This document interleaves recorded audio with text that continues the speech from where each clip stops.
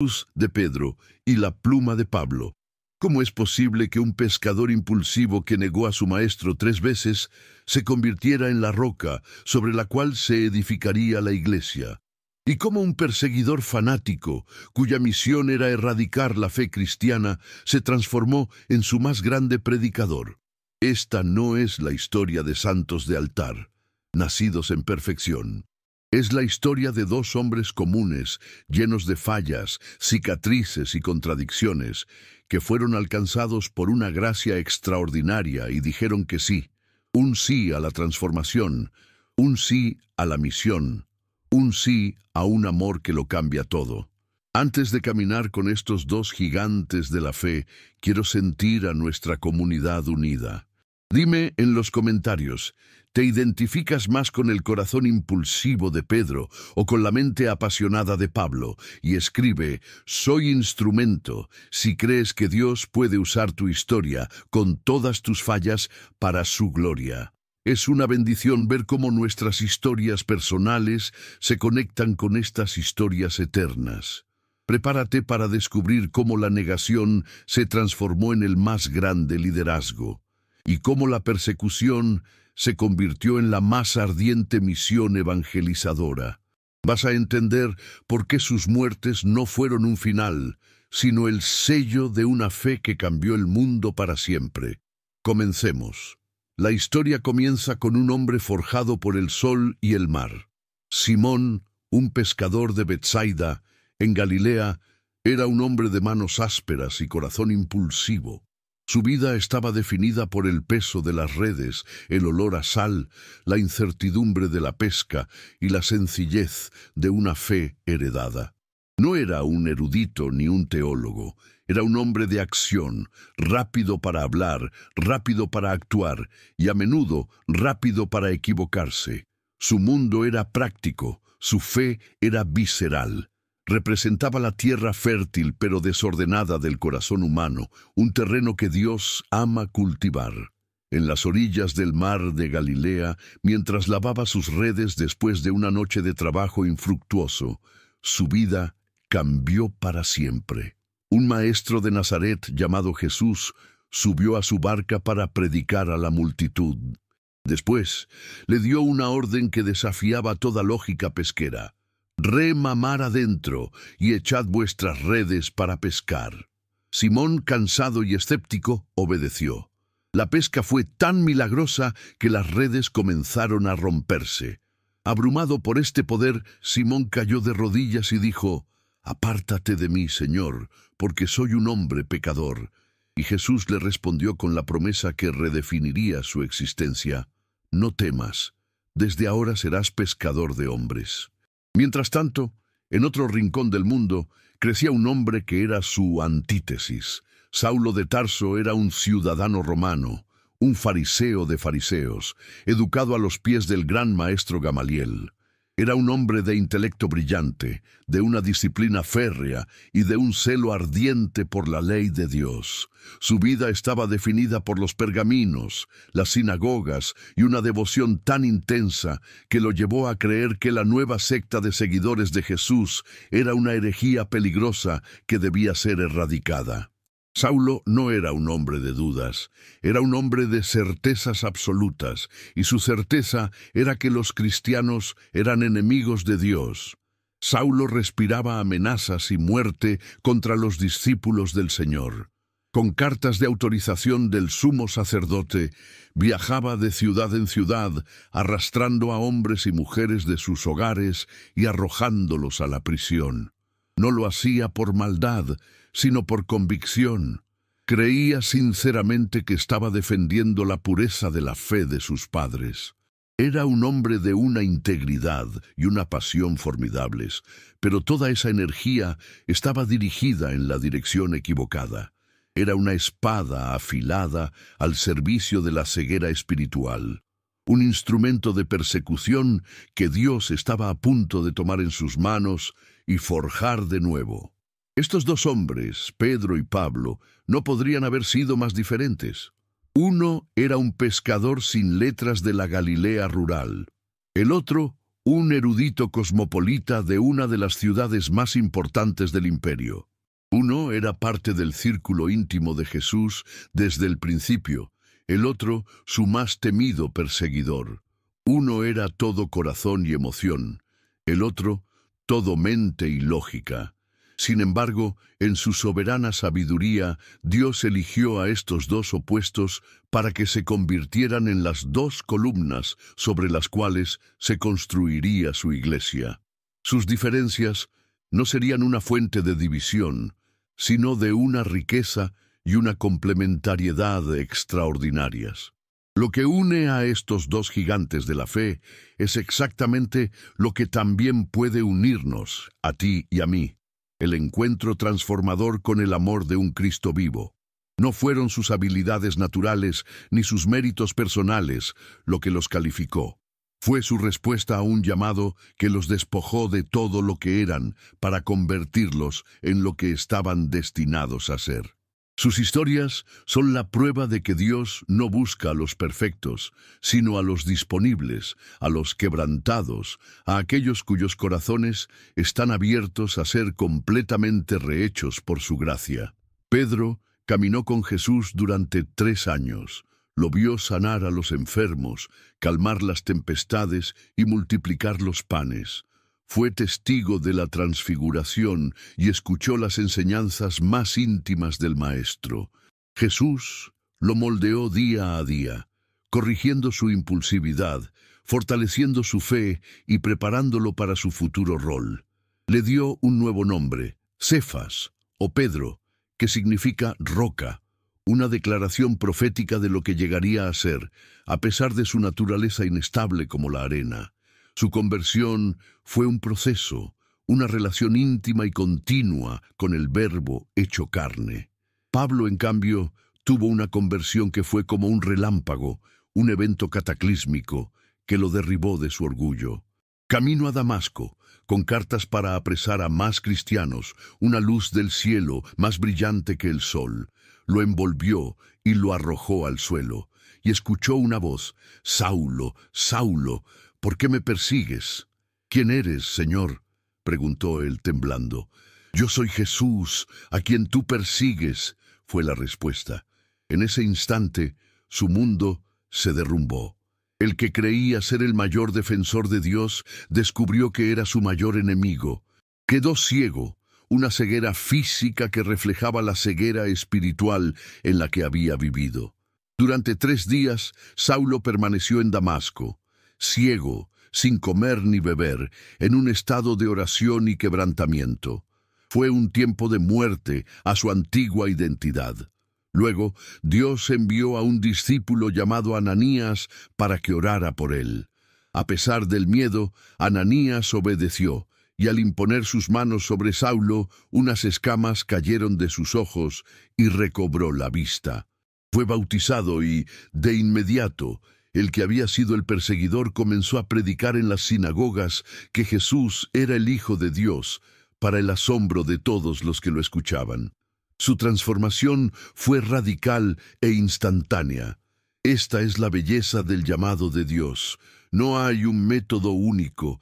A Pedro lo formó a través de un discipulado paciente y cotidiano. A Pablo lo transformó a través de una intervención dramática y soberana. Uno representa el camino del proceso, del crecimiento lento y a veces doloroso. El otro representa el camino de la revelación que cambia todo en un instante. Ambos caminos son válidos, ambos son obra de la misma gracia. ¿Te has detenido a pensar que el Señor llama a cada uno de nosotros con nuestra propia historia, nuestros talentos y nuestras debilidades, para una misión única? Un detalle crucial en ambas historias es que el llamado, aunque personal, se vive en comunidad. Jesús llamó a Pedro para que fuera parte de los 12. Pablo, incluso después de su encuentro sobrenatural, fue enviado a Ananías y luego integrado en la comunidad de Damasco. Esto nos muestra algo poderoso. La fe no está hecha para vivirse en soledad. Necesitamos a nuestros hermanos y hermanas para caminar, para corregirnos, para animarnos y para mantenernos firmes. ¿Con quién estás caminando tú en tu jornada de fe? La conversión de estos dos hombres no fue un evento único que los hizo perfectos. Fue el comienzo de un camino de transformación continua, lleno de pruebas y caídas.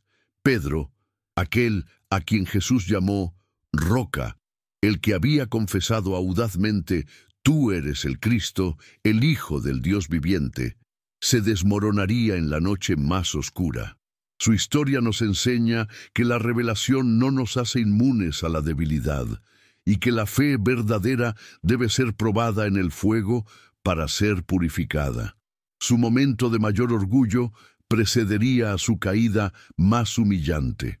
En la noche de la última cena, cuando Jesús anunció que todos lo abandonarían, Pedro, en su típica autoconfianza, declaró con vehemencia: «Aunque todos se escandalicen de ti, yo nunca me escandalizaré». Jesús, con una mirada de amor y tristeza, le dio una profecía que debió helarle la sangre. «De cierto te digo que esta noche, antes que el gallo cante, me negarás 3 veces».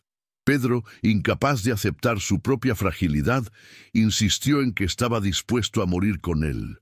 Pero la prueba estaba por llegar, no en un campo de batalla, sino en el patio de un sumo sacerdote.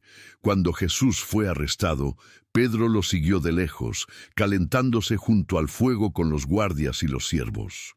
Y allí, en la luz parpadeante de la hoguera, fue confrontado por una criada. «¿No estabas tú también con Jesús el Galileo?», le preguntó. Y Pedro, el futuro líder de la iglesia, negó frente a todos: «No sé de qué hablas». 2 veces más fue confrontado y 2 veces más, con juramentos y maldiciones, negó conocer al hombre con el que había caminado durante 3 años. Y entonces el gallo cantó. En ese momento Jesús, desde lejos, se volvió y miró a Pedro. Esa mirada lo rompió. Salió y lloró amargamente. Es la caída más dolorosa que se pueda imaginar, la negación de un amigo, el fracaso de un líder. Es un momento que nos confronta con nuestra propia capacidad de fallar, de traicionar, de ceder al miedo. Si alguna vez te has sentido como Pedro, roto por tu propia debilidad, escribe misericordia en los comentarios. Porque es precisamente en este abismo de arrepentimiento donde la gracia de Dios comienza su obra más profunda. Al suscribirte a nuestro canal, te unes a una comunidad que entiende que no somos definidos por nuestras caídas, sino por la gracia que nos levanta. Mientras Pedro luchaba con su fracaso, Pablo comenzaba su misión. Después de su conversión, pasó un tiempo en Arabia en soledad con Dios, reconfigurando toda su teología a la luz de Cristo. Cuando regresó, comenzó su audaz ministerio de llevar el Evangelio a los gentiles, los no judíos. Su misión era revolucionaria y controvertida. Rompía barreras culturales y religiosas, enseñando que la salvación por la fe en Cristo era para todos, no solo para el pueblo de Israel. Esto lo puso en un curso de colisión con muchos de sus antiguos colegas fariseos. La vida de Pablo se convirtió en un viaje incesante. Fundó iglesias en Asia Menor y en Europa, enfrentando una oposición constante. Fue apedreado y dejado por muerto en Listra, azotado y encarcelado en Filipos, expulsado de Tesalónica, ridiculizado en Atenas. Sin embargo, nada lo detenía. Su pasión por el Evangelio era un fuego que lo consumía. Cada ciudad, cada sinagoga, cada plaza pública era una oportunidad para anunciar el nombre de Jesús. Su vida se convirtió en un testimonio viviente de la gracia que lo había transformado. La herramienta más poderosa de Pablo, además de su predicación, fue su pluma. Desde sus viajes y prisiones, escribió cartas a las jóvenes comunidades cristianas que había fundado. Estas cartas, que hoy forman una gran parte del Nuevo Testamento, son un tesoro de teología, instrucción pastoral y aliento espiritual. En ellas, abordó problemas, corrigió errores y, sobre todo, explicó la profundidad del misterio de Cristo. La pluma de Pablo construyó los cimientos teológicos sobre los cuales la Iglesia se edificaría por siglos. La fuerza de estos dos hombres no residía en sí mismos, sino en su profunda vida de oración y su dependencia del Espíritu Santo. Vemos a Pedro teniendo visiones mientras reza en una azotea, lo que abre la puerta del Evangelio a los gentiles. Vemos a Pablo, incluso en la oscuridad de una prisión en Filipos, cantando himnos a medianoche, porque su espíritu era libre. Ambos experimentaron el poder del Espíritu Santo que los guiaba, los sostenía y los impulsaba. Ese mismo Espíritu, amigo mío, está disponible para nosotros hoy. Mientras Pedro se recuperaba de su negación, el Cristo resucitado lo buscó. En una de las escenas más tiernas y sanadoras, junto al mar de Galilea, Jesús le preparó el desayuno. Y allí le hizo la misma pregunta 3 veces. Simón, hijo de Jonás, ¿me amas? Cada pregunta era una oportunidad para sanar cada una de sus 3 negaciones. Con un corazón humilde, Pedro respondió, Señor, tú lo sabes todo, tú sabes que te amo. Y con cada respuesta, Jesús le renovó su comisión. Apacienta mis corderos, pastorea mis ovejas. La restauración fue completa. El pecador arrepentido se convirtió en el pastor principal. Después de Pentecostés, vemos a un Pedro completamente transformado. El hombre que había temido a una criada ahora se paraba audazmente frente a miles de personas en Jerusalén y predicaba el Evangelio sin miedo, llevando a miles a la conversión. Sanaba a los enfermos, enfrentaba a las autoridades religiosas y soportaba la prisión con alegría. La roca, que había sido quebrada por el arrepentimiento, ahora era un fundamento sólido, lleno del poder del Espíritu Santo, sobre el cual Cristo comenzaba a edificar visiblemente su iglesia. Pablo, por su parte, continuó su incansable labor misionera. Sus viajes lo llevaron a los centros neurálgicos del Imperio Romano. Su estrategia era clara: llegar a las ciudades más importantes, sabiendo que desde allí el Evangelio se extendería a las regiones circundantes. Sufría naufragios, hambre, peligros de ladrones y la oposición constante de aquellos que se resistían a su mensaje. Pero en su segunda carta a los Corintios revela el secreto de su perseverancia. Mi poder se perfecciona en la debilidad. Llegó un momento en que los caminos de estos 2 apóstoles se cruzaron de manera significativa.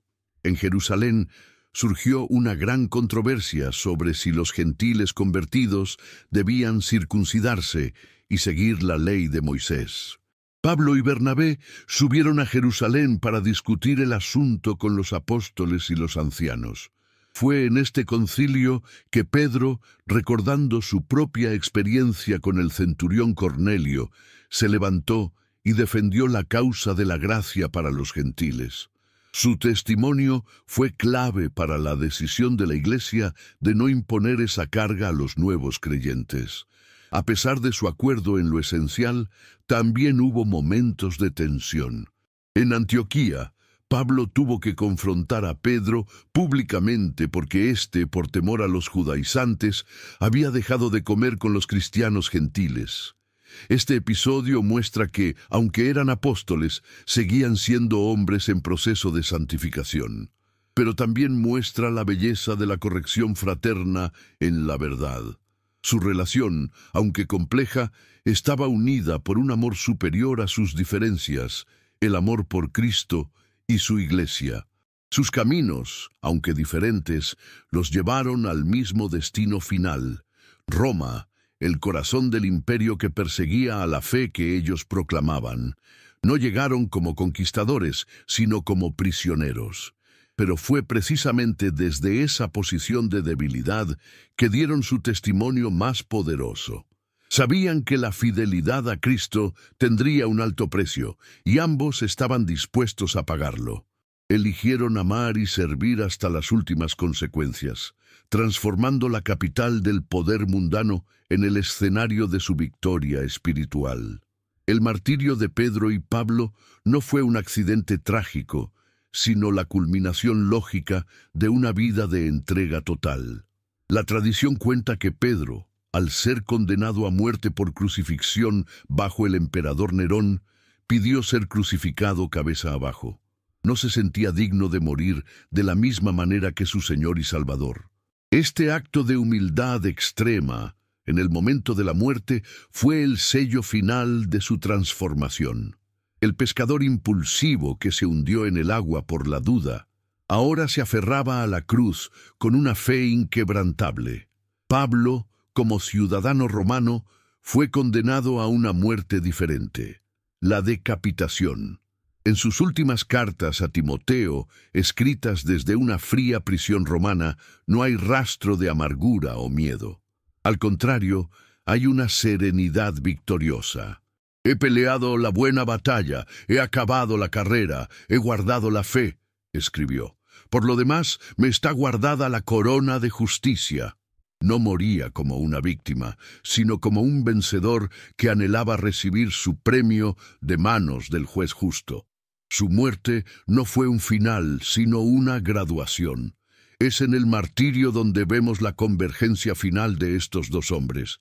Uno representa la fe del corazón, el otro la fe de la mente, pero ambos ofrecieron sus vidas en un acto de amor supremo. La fidelidad hasta la muerte es un concepto que nos desafía profundamente hoy. Si el testimonio de estos mártires te inspira, comparte este video con alguien que necesite un ejemplo de coraje y entrega. Al suscribirte, nos ayudas a mantener viva la memoria de estos héroes de la fe. El legado de Pedro es el de la roca, representa la estabilidad, la unidad y la autoridad pastoral que Cristo quiso para su iglesia. Es el principio de la tradición apostólica, una línea ininterrumpida de fe, transmitida de generación en generación. La promesa de Cristo a Pedro, las puertas del Hades no prevalecerán contra ella, sigue siendo el fundamento de nuestra esperanza. La Iglesia no se basa en la perfección de sus líderes, sino en la fidelidad de Cristo a su promesa. El legado de Pablo es el del apóstol incansable. Representa la urgencia misionera, el fuego del Evangelio que no puede ser contenido, la necesidad de llevar la buena nueva hasta los confines de la tierra. Nos enseña que la fe no es un tesoro para ser guardado, sino una semilla para ser sembrada. Su vida es un llamado constante a salir de nuestra zona de confort, a romper fronteras culturales y a traducir el mensaje de Cristo en un lenguaje que cada corazón pueda entender. La Iglesia vive en la tensión creativa entre estos dos legados, el de Pedro y el de Pablo. Necesita la estabilidad de la roca para no ser arrastrada por los vientos de cada doctrina, pero también necesita el fuego misionero para no convertirse en un museo de reliquias. Necesita cuidar a las ovejas que están dentro del redil, pero también ir en busca de las que están perdidas. La celebración conjunta de estos dos santos es un recordatorio anual de que la unidad en la diversidad es el plan de Dios para su Iglesia. Sus vidas nos dejan una pregunta fundamental. ¿Qué parte de este legado nos toca continuar a nosotros? Quizás Dios te llama a ser una roca en tu familia, en tu comunidad, un pilar de fe y estabilidad para los demás. O quizás te llama a ser un Pablo, a llevar la luz del Evangelio a lugares y a personas que aún no lo conocen. O muy probablemente te llama a ser una mezcla de ambos, a ser fiel y audaz, a ser pastor y misionero en tu vida cotidiana. La historia de Pedro y Pablo es la historia de la gracia de Dios en acción. Muestra que Él puede tomar el material más improbable, un pescador temeroso, un perseguidor violento, y transformarlo en un instrumento para su gloria. Nos llena de una esperanza inmensa, porque nos asegura que no importa nuestro pasado, nuestras caídas o nuestras debilidades. Si nos entregamos en las manos del Espíritu Santo, Él puede hacer con nuestra historia algo extraordinario. La pregunta final que nos dejan estos dos gigantes no es si caeremos, porque todos lo hacemos. La pregunta es si, como ellos, permitiremos que Dios nos levante una y otra vez, si dejaremos que nuestras cicatrices se conviertan en un testimonio de su poder sanador, si estamos dispuestos a disminuir para que Él crezca. Y sí, al final de nuestra carrera podremos decir con Pablo: he peleado la buena batalla, he guardado la fe. Si este viaje por la vida de Pedro y Pablo ha encendido algo en tu corazón, deja tu me gusta para honrar su testimonio. Suscríbete a Promesas del Alma y activa la campana, porque hay muchas más historias de fe y transformación que necesitamos explorar juntos. Y comparte este video con alguien que necesite un ejemplo de que Dios no llama a los capacitados, sino que capacita a los que llama. Gracias por caminar con nosotros en esta jornada. Que la firmeza de Pedro y la pasión de Pablo inspiren tu propia vida. Nos vemos en la próxima Promesa para el Alma.